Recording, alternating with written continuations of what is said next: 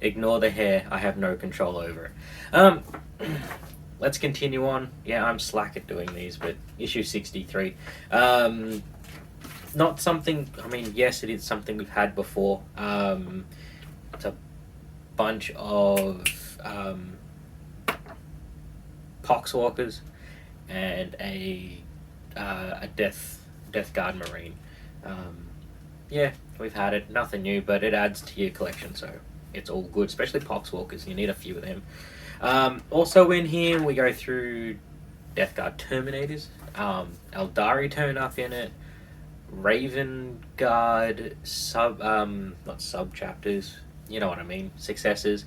And there's a whole bunch in here on the Silver Templars. And them reclaiming their homeworld. But we'll go through that when we get up to it.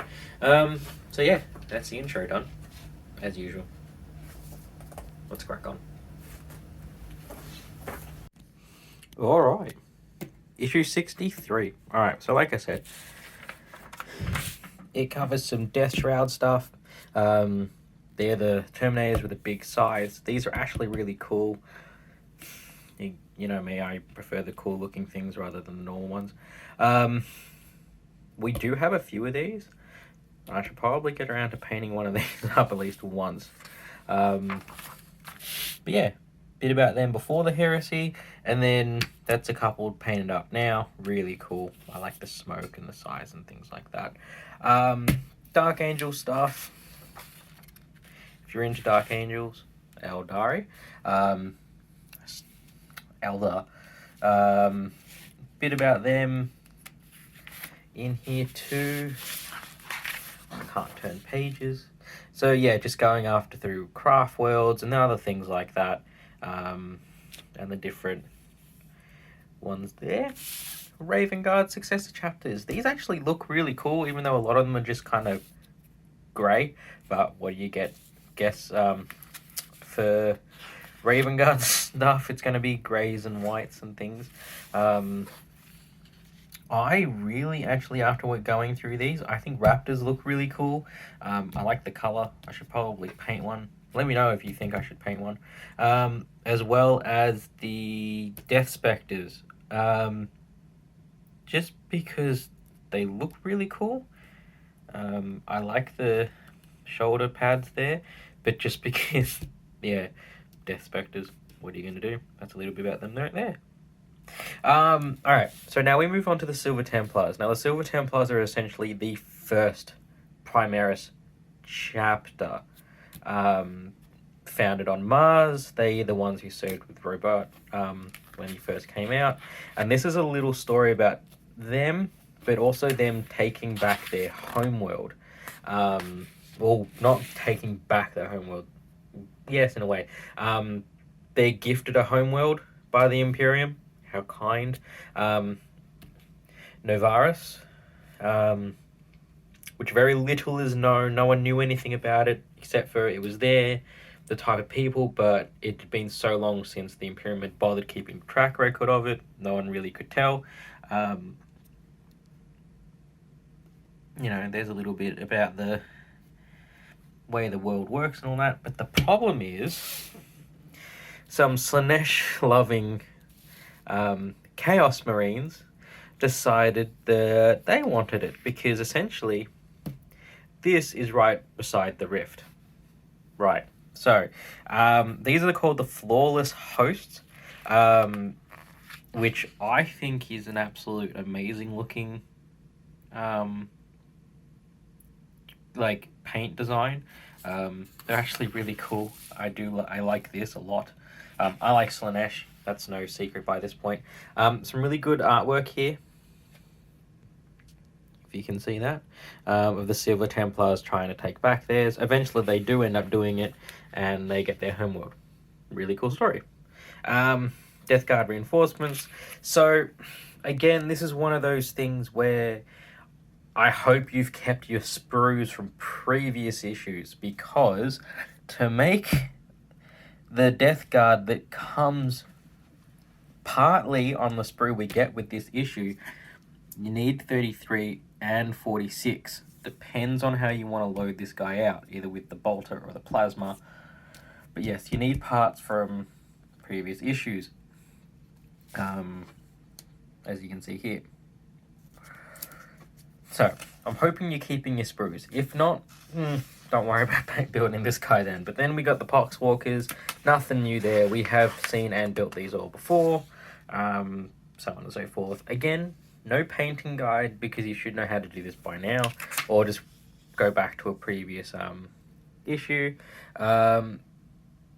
Destroyer Plague. So obviously continuing the story that was in this magazine. Hold back the Horde, so on and so forth. You can adapt these to the new 9th edition, which is not that bad. And we got a new plate to add to the board. Bit of terrain there. That's kind of cool. Moving on to the back. We skip. This one here. This one I am really interested in getting. These two models I really like the look of.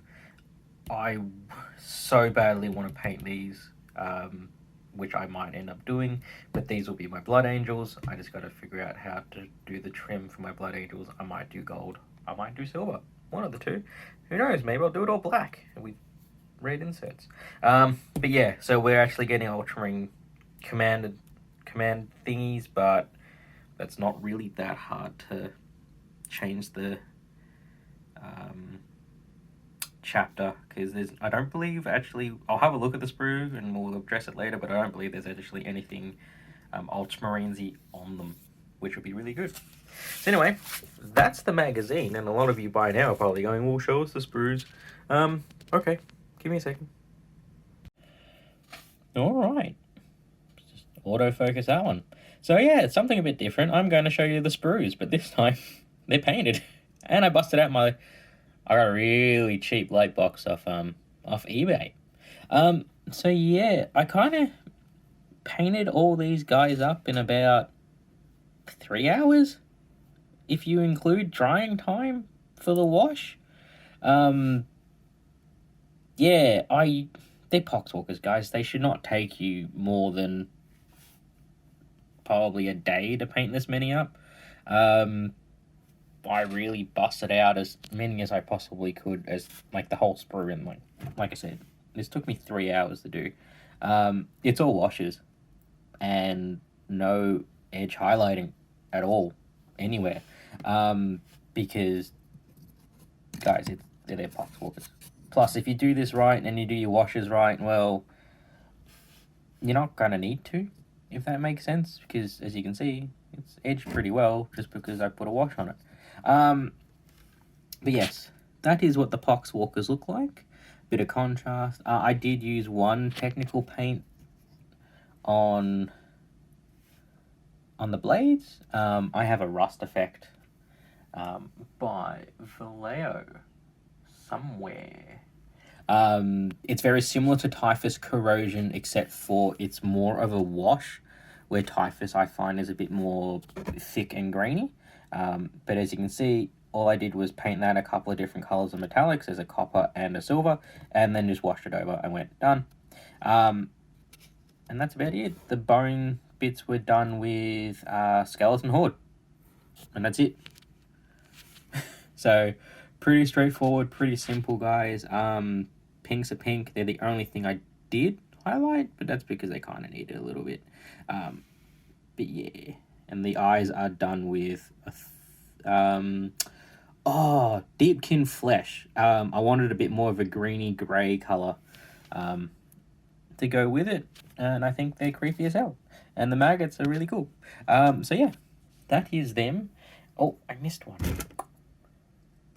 He can go there. No, dude. Alright. And then, like I said, you have this guy. I started painting him and then gave up. I'm not... Only because I came across something else I wanted to paint and kind of stopped.